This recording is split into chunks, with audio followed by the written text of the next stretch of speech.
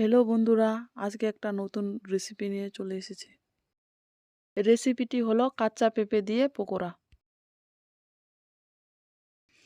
ধুয়ে রাখা পেঁপেটাকে এখন গ্রেট করে নেব।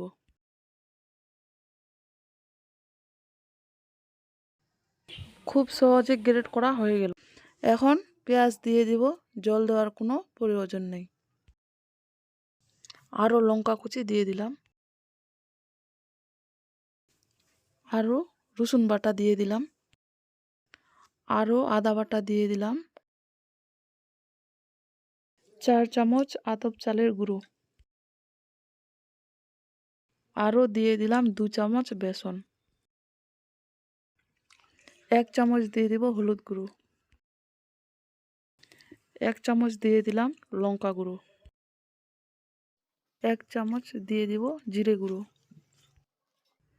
আরও 1 চামচ দিয়ে দিব কালজিরে,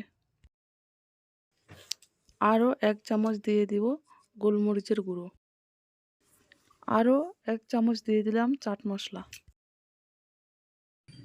দিয়ে দিব 1 চামচ কর্নফ্লাওয়ার,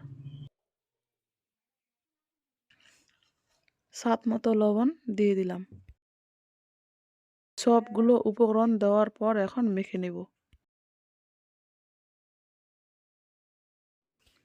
এখন ডোটা মাখা হয়ে গেল। কড়াইতে তেল গরম করে নেব।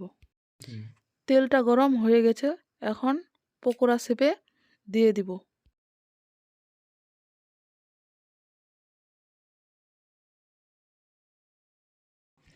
এখন একটু নড়াচড়া করে নেব। এখন ভাজা হয়ে গেল, এখন উঠিয়ে নেব।